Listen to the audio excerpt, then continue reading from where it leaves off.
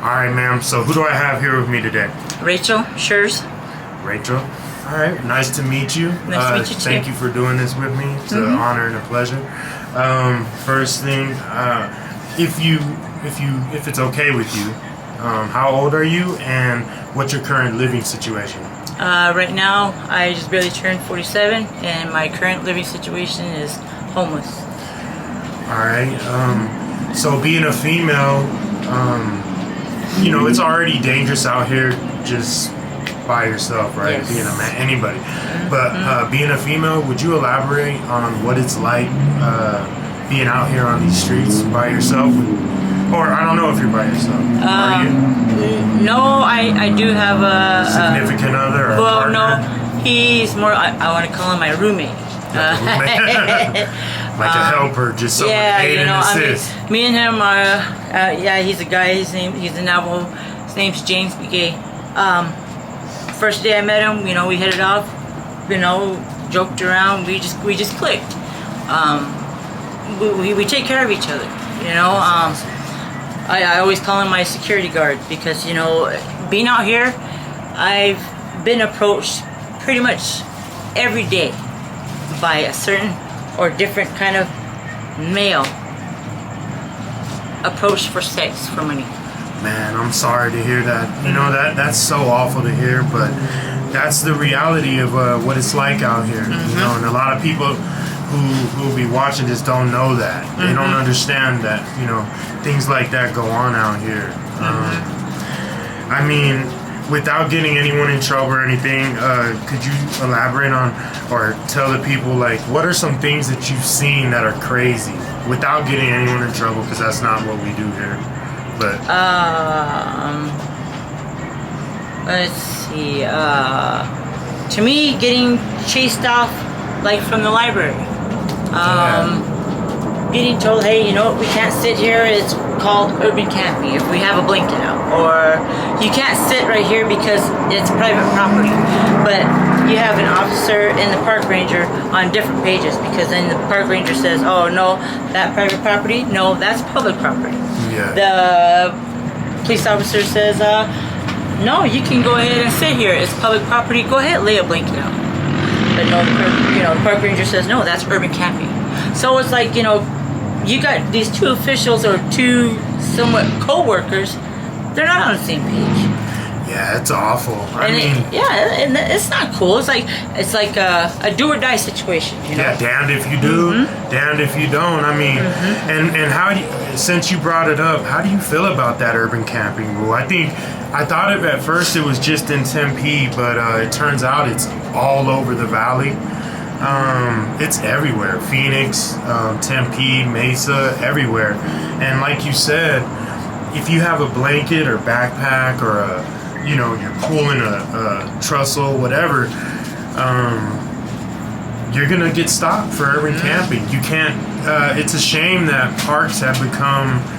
At one time, you could go to a park for rest. That was like the law. Yeah. If you were tired and you were walking and you needed a pit stop, you could go rest at a park. But nowadays, you can't do it. Even if like the other day, I was at the library, and I had my backpack, I had my sweater out, I laid on my sweater, my backpack with my pillow. And sure enough, here comes security, and I'm just laying on my back, looking up at the trees, watching the birds fly by. But security wants to come by and check on me to see if I'm asleep. Come on now, Yeah, what bother if you, wake you up. And it's like, they probably do the same too if they were tired, if they were in my shoes. Yeah, I agree. Yeah, anybody would. If you're tired, people look to go into the parks to rest or get a drink of water, use the restroom, whatever they have to do. I don't even think they have, it's like they're locking restrooms now. Or watching them. It's getting to a point where it's disgraceful. I don't even know what to say. And this is what we want to showcase here on this channel. I want to let people know that what it's like out here on these streets. How do you feel about Arizona AZ Hugs suing Tempe? What do you feel about that? I just showed you the clip. someone. The whole situation is pretty messed up. Reason being is because this guy, he's helping us homeless people, feeding us. 100%. I don't see a governor, I don't see a mayor doing the same thing. But if the tables were turned and the mayor was doing it or the governor was doing it, it'd be okay. It'd be okay because that police officer would not be citing him because the mayor or the governor is a higher power. Yeah. He's somebody they can't touch. Nobody can touch. But this guy, he's just an ordinary guy trying to help us out. Yeah, he does a lot. Yeah. And it's like, what if the governor's granddaughter was homeless? Of course the governor's going to try and help, not only her, yeah. but, other people. But since this guy is trying to help us as a whole, and nobody else is doing it, why even cite him for doing that? It's just like, yeah, you know what? I'm going to cite you for breathing. Same thing. Mm-hmm. Might as well. Mm-hmm. Yeah, that's crazy. I mean, I've never seen nothing like it. I've never heard of anything like this. Discrimination at its highest. Mm-hmm. It's like they're trying to eliminate homeless people at a high rate. I've never seen nothing like this. I've never heard of not being able to feed someone who's hungry. Now in North Scottsdale, they got signs up and they say, don't be afraid, something along these lines, don't be afraid to say no to panhandlers.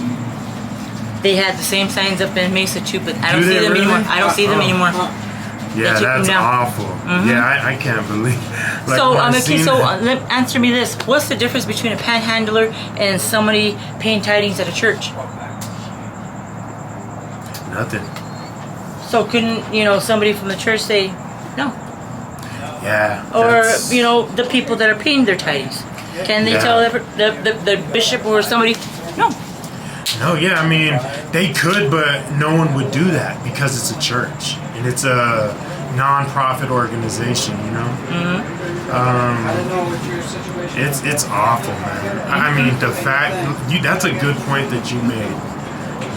That's a very good point. I want to thank you for making that point. Yep. That's so crazy.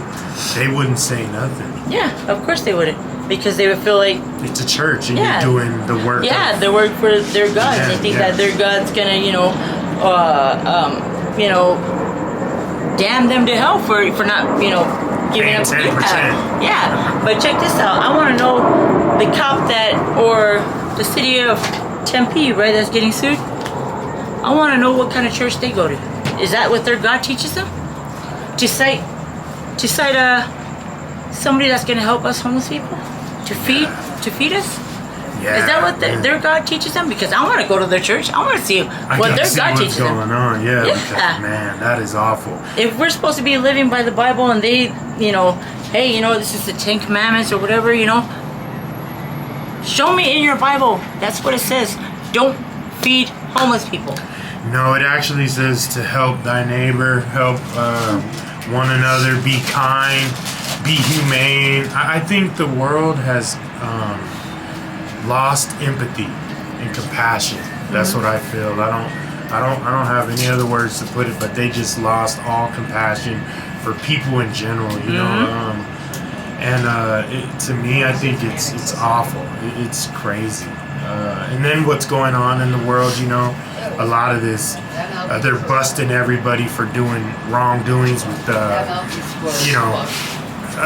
for sexual deviancy and all this weird stuff that they're doing. That's sad. I don't know. I don't know what's gonna happen, and I'm kind of worried about my son. You start thinking about like how is he gonna grow up? What's gonna happen? Yeah, this is awful if you can't even feed someone who don't have something. And in my culture as Native, oh yeah, it's really being fed or being told to eat, and us as like say it was you that I came to your house and you already had made dinner and you said go eat. Because you said go eat, I have to eat, because if I don't eat, I'm disrespecting you in your house. Yeah. Yeah, that's crazy. Now that's crazy. And that's another thing. As being Pima, being Autumn, we don't have the word "I love you." We show it with food. Wow. Yeah, that's wild. That's crazy. I didn't know that. Thank you for telling me that. That's heavy. I like that. Autumn. I heard that before. Is that just right here? Yeah, Salt River. We also have more Autumns out here. The Gila River. Yeah. We got Sal's, the Tohono Autumn Nation. Yeah. What about your family? Do you have anybody out here who cares about you, who loves you, who knows of your current situation? Without being digging too much, I'm sorry. Out of all my brothers and sisters, not even my mom. Yeah, that's it. I had one cousin the other day show up. One cousin, because he was on his way to go pay his daughter's instrument. Surprised me because he called my name and everyone else that, stood there talking to him. And he said, "Are you okay?" I said, "Yeah." He said, "You doing okay?" I said, "Yeah." He said, "You need a couple of dollars?" I said, "If you get spare." So he gave me $20 and he said, "Well, you take care of yourself." And I told him I loved him by the time I released him from a hug. Yeah. He was crying. Man, that's awful. Yeah, I hate, those are the heartfelt stories, that I feel people need to hear and see what's going on out here. Like, it's sad, I had someone once tell me blood's not thicker than water, and sometimes it's crazy because, sometimes you tend to think that you never know, I've been in situations where, it's not. Yeah. You can meet someone tomorrow and you can feel like, man, this person's like my brother. Yeah. Isn't that crazy how the world works? Yeah. Whoever designed or did this, I don't know. I feel bad. I feel bad that this guy did it out of the goodness of his heart, the goodness of his soul, just to help us. Yeah, that's awful. Hopefully he can redeem it and reverse the law. I hope he wins. I know it's going to be a long, lengthy process. Yeah, but I got his back. Yeah. That's awesome to hear. Well, like I said, I didn't want to keep you too long. I appreciate you doing this, interview and update on, what goes on out here. It's been an honor, like I said, and a pleasure talking to you. This is amazing. This is what the people need to see, and thank you so much for the interview. And hopefully next time I see you, you'll give me an update. Yeah. Won't be too shy. I'm a friendly face, I think, so it's always a pleasure seeing you guys and talking to you guys. Thank you so much. Yeah, you're welcome. Yeah.